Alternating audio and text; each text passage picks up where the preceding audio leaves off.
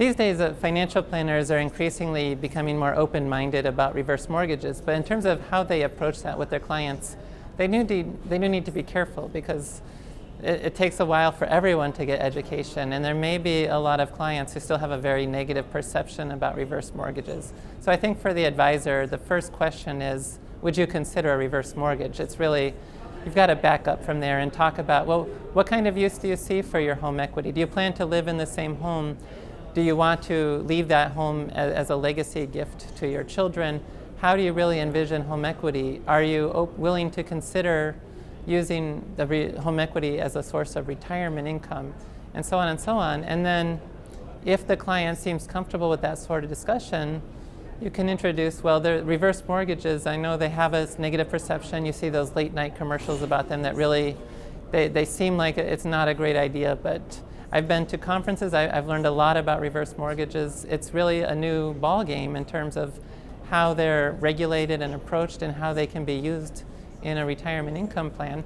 And at that stage, I think that can open the discussion to, if the client's open-minded about the possibility, to having that discussion. If the client just thinks it's the worst thing ever and thinks you're a crook for recommending it, then you probably just don't really broach that topic with that particular client.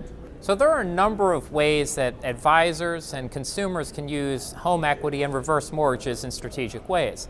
One of them is really just a bridge for Social Security. You can set up a reverse mortgage for that gap maybe from 62 to 70, so you can get income to meet your needs and still defer Social Security and get all the benefits of the deferral credits. We also can use home equity and reverse mortgages strategically as part of a portfolio management system, which really means those sequence of returns risks that we're really worried about, that we can kind of dampen those a little bit by drawing from home equity early in retirement as opposed to having to sell when the market is down.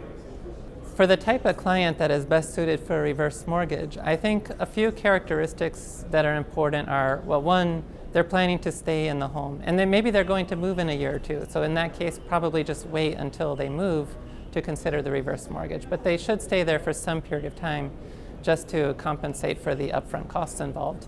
As well, it really needs to be used as part of a responsible retirement income plan. If you have a client who tends to overspend and who may take this new liquid asset and spend it in a wasteful manner, then that's really not a good idea. Probably they're better off just leaving that asset illiquid, even if it's not the most efficient strategy. The fact that they would spend it irresponsibly, well, we have to protect them from doing that. But if the client, it's not for a client in the last resort type of situation, but for a client, they're not necessarily going to run out of money, but it's a way to, as part of an overall plan, really improve the efficiency of that plan and potentially leave a larger legacy or support a higher spending rate in their retirement. Then that's the kind of client that can approach it in a realistic and not wasteful manner and who plans to stay in their home. That's really the two main circumstances for having that sort of discussion with the client.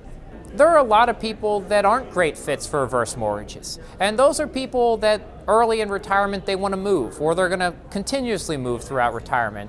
Or maybe they just have a deep, seated resentment against using home equity. And there are a lot of people that say, you know what, I don't want to use my home equity. I don't feel comfortable with that strategy. They're not a good person for it.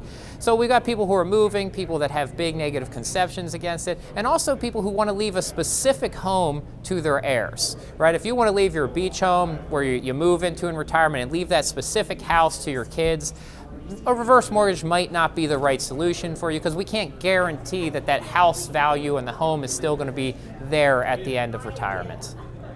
So there's a question about, are reverse mortgages going to be the next hot topic? And I've been thinking that from the retirement income perspective, I know Social Security was really a very hot topic.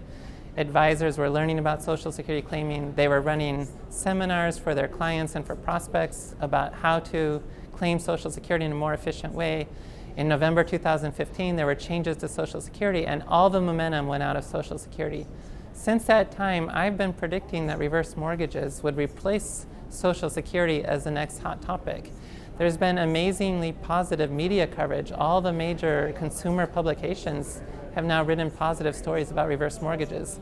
I do think it's been slower than I was anticipating, that I don't think reverse mortgage new loans are all that much higher this year than they were past year. So I'm kind of surprised that it's going slower than I expected, but I do still think there's that potential that indeed reverse mortgages will receive more attention, more press coverage. There'll be more clients that want to talk about it, and increasingly it's going to be something that an advisor needs to be comfortable talking about and be familiar with the different research and approaches for the reverse mortgage.